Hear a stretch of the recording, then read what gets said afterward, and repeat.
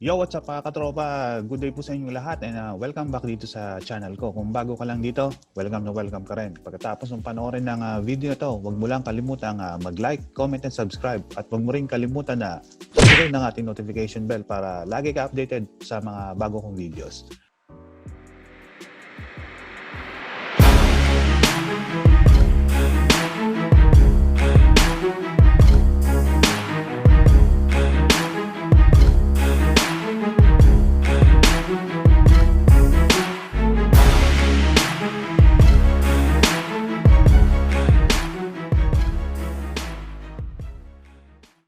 For today's video mga katropa, tutorial muna tayo at ang ating topic ngayon is kung paano mag-edit sa Adobe Premiere Pro. So ang Adobe Premiere Pro, ito yung ginagamit ng mga big time na mga vloggers, na mga editor.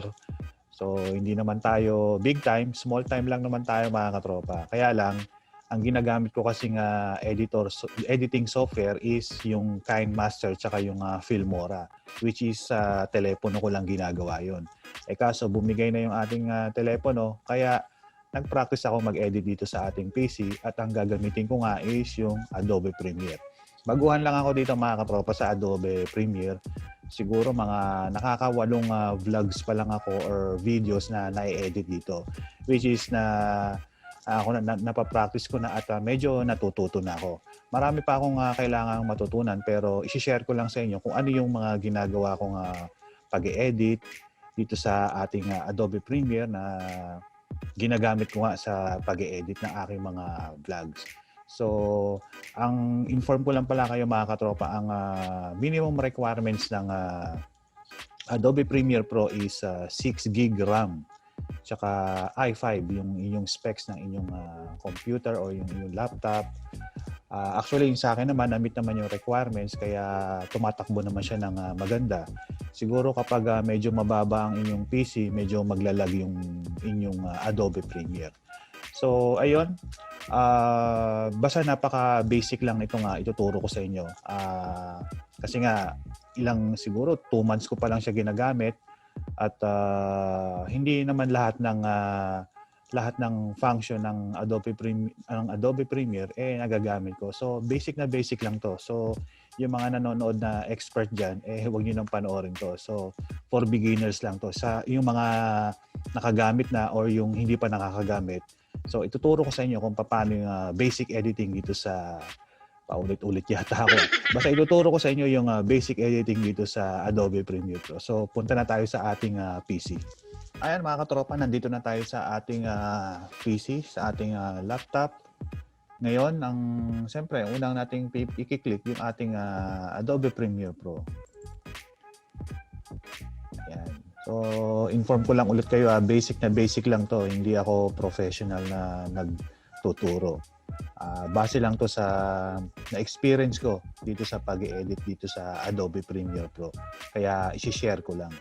Ayan, welcome to Premiere Pro. So, ayan ang magiging itsura niya mga katropa. So, kapag bago, siyempre, new project. Click nyo lang yung new project. So, ito yung mga na-edit kong videos. Medyo marami-rami na rin. Kaya napapractice talaga ako ng gusto dito. So, click lang natin new project. Ayan, tapos may lalabas na name dyan. Title ng ating video na i-edit. Sabihin na lang natin sample. Test. Ayan. Tapos browse kung saan yung gusto mapunta yung video na i-edit nyo. So sa akin, dyan na lang yan. Kaya okay na lang natin yan. Ayan. So ito yung magiging itsura ng inyong O ano nangyari? Umulit Exit na lang natin. So ayan, ito na yung magiging itsura ng inyong workstation matawag dito or timeline. Ayan. So ito nakalagay naman dyan timeline. Ngayon, buksan natin yung mga ginawa nating videos. So ayan. Meron ako mga videos yan, mga file ko. Kunyari, itong video na to. Yung pumunta ako sa Queen Elizabeth, yung nag-breakfast kami sa barko. So, idadrag lang natin yan. Click natin yan, tapos drag natin dito. Yung iba kasi mga katropa, dinadrag nila dito sa area na to. Pero, hindi ko pa nasubukan eh. So, ito yung napapractice ko. Kaya, dito ko na lang siya idadrag. So, pag nandiyan na yung videos natin, pwede na natin siyang ulit idrag dito sa timeline. Ayan. So, ayan. Nag-appear na siya. Tapos, nandito yung videos mo. Makikita mo dyan yung videos na dinrag mo dito. Ayan. Tapos, i-play natin saglit.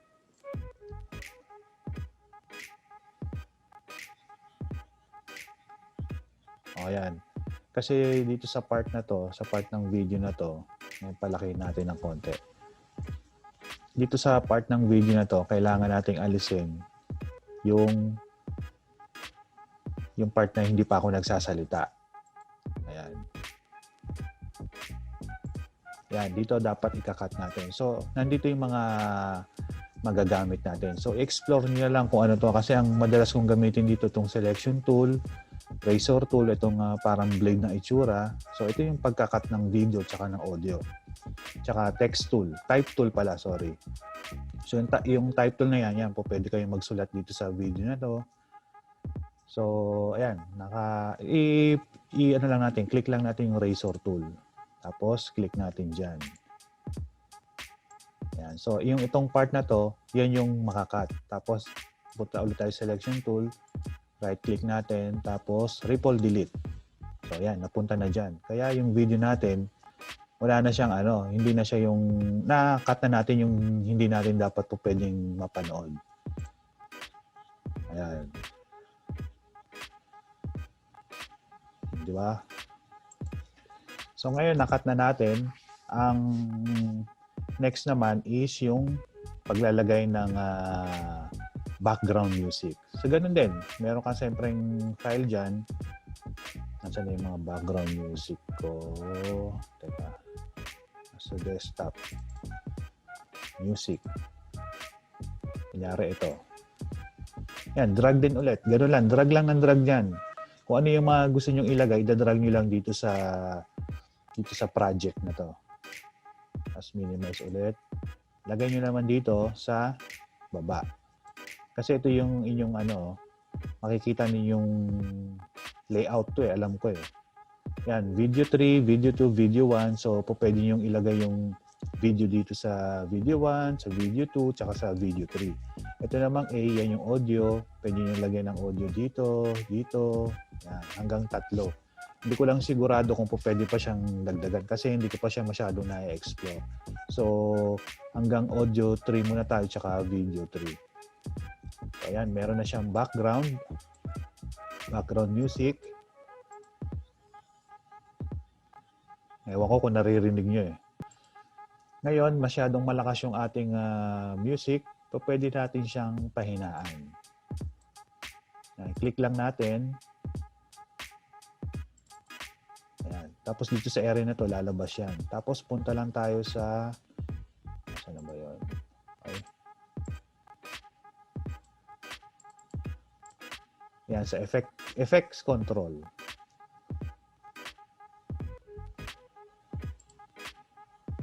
Yan, sa effect control. Ito yung volume. So, yung level ng volume niya is mataas. So, pwede natin siyang pabaan. Yan, ganyan. Ito ang pinakamalakas. So, siguro mga kalahati lang. Tayo gumana ng aking mouse. Nalolobat na naman. Ayan. Mga kalahati lang. Ay, gumana. Hindi. Mas mababa kasi medyo malakas pa yan eh. Siguro mga ayaw gumana ng aking mouse. Dali lang mga katropa. Siguro mga negative 30. Ayan. Kasi yung madalas kong ginagamit negative 30. Ayan, play natin. Ayan, medyo mahina na para mas nangingibabaw yung ating boses. So ayan mga katropa, meron na tayong videos, meron na tayong audio. Alam na natin mag-cut ng videos, saka mag-cut ng videos. So ngayon naman, lagay natin ng sample text dito sa ating video. So ito, click lang natin yung type tool. Tapos yan, click natin dyan. Kunyari, type natin na shout out. Shout out. So, ayan. Tapos makikita ninyo sa bandang taas, ayan, dito, merong nakalagay na graphic. So, dito sa time na yan, dun lalabas yung word na shout out. Ayan. O, di ba? So, pwede nyo rin siyang igsian. Yan, makikita nyo sa dulo, yung red, pwede nyo i-drag na ganyan para maikli lang siya. O kaya yung, ito, pwede nyo i-drag dito. Basta kung saan nyo gustong makita yung word na shout out o kung ano man yung gusto nyo i-type doon sa inyong video. Ayan. So guys, ito yung madalas kong gamitin. Yan lang yung selection tool, razor tool, tsaka yung type tool na yan. So, itong mga nandito, hindi ko pa masyadong na-explore. Ito nga pala, isa pa pala, itong effect yan. Kasi kung gusto nyo magkaroon ng magandang title yung inyong vlog, ayan, makikita nyo dito sa effect tool na yan. Ayan. Tapos yung ano pala, yung transition. Kunyari, dagdagan natin siya ng isa pang videos. Ayan. Drag natin ulit doon. Minimize. Tapos i-drag natin ulit dito. Ayan. So makikita ninyo, kung makikita ninyo yung video, sige ba, yung transition niya.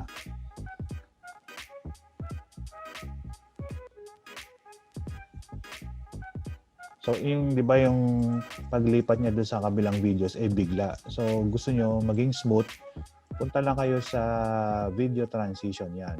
I-drop down niyo lang 'yan.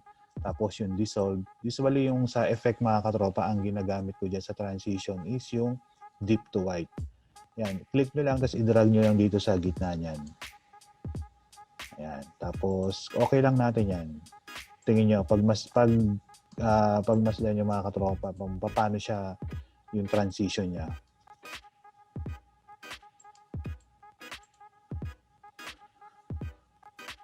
Diba? Smooth na smooth yung pag-transition niya do sa next videos.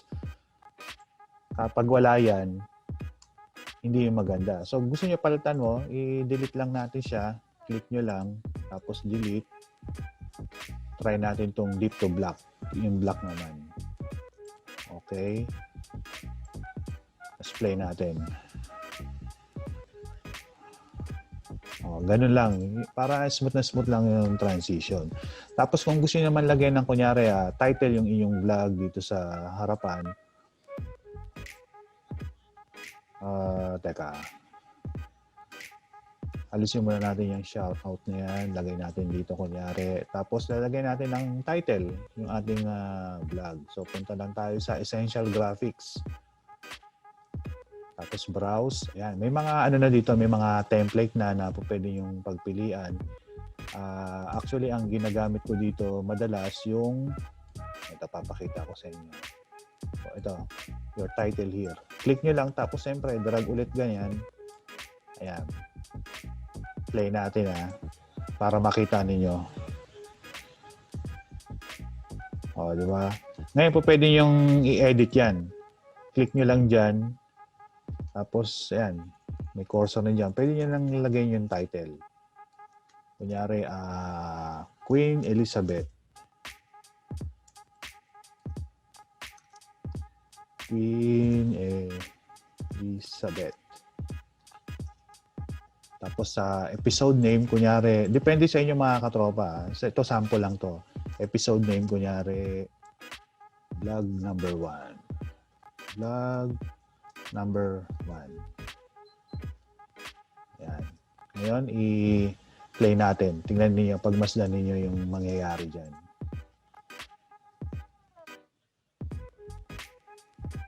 Diba? Ngayon, kung gusto niyo mas matagal makita din yung title na yan, pwede yung i-drag ulit yan para humaba yung title niyo.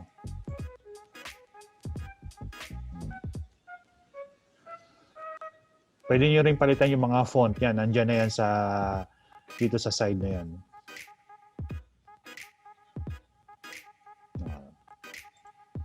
So ayan, meron na tayong title, meron na tayong type tool na nakalagay dito kanina, shoutout, yan, pwede nyo i-adjust yan.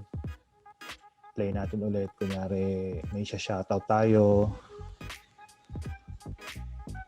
Ayan. Ayan, shoutout. Di ba? So, ayan, meron tayong title. Meron tayong type tool dyan. Meron tayong videos. Marunong tayong mag-cut. Marunong tayong maglagay ng transition. Yung audio, marunong na rin tayo. Tsaka yung pagpapahina. So, yun lang yung mga basic, di ba, sa ginagawa nating editing. Yung videos, yung audio, pagpapahina ng background music, yung pagka-cut, tsaka yung transition. Ayun mga katropa, natapos na natin i-edit itong ating videos. Ngayon naman, isi-save natin siya at i-export natin sa ating PC. Ang gagawin natin una, click natin yung file, tapos export. Ayan. Pagkatapos ng export, punta tayo sa media. Yan. Pagkatapos ng media, ayan, meron ditong output name. Lagay lang natin yung title natin. Kunyari, vlog 190. Vlog 190 na kasi itong ating tutorial na to eh. Tapos, how to edit your videos. Tapos, save natin. Ayan, meron na tayong title. I-click natin yung export. Ayan, so medyo may katagalan to. Siguro mga 10 minutes. So, hantayin lang natin. So, ayan, natapos na yung ating export ng ating inedit na video. Ngayon, i-minimize muna natin to. Ayan na siya. Nandito na siya sa ating desktop. So, ayun mga katropa, hanggang dito na lang. Maraming salamat sa panonood ninyo. Sana may natutunan kayo dito sa ating tutorial kung paano tayo mag-edit. Yung simpleng editing lang sa Adobe Premiere Pro. So, ayun mga katropa, hanggang sa muli. Don't forget to like, comment, and subscribe to my channel. I'll see you on my next one. Peace!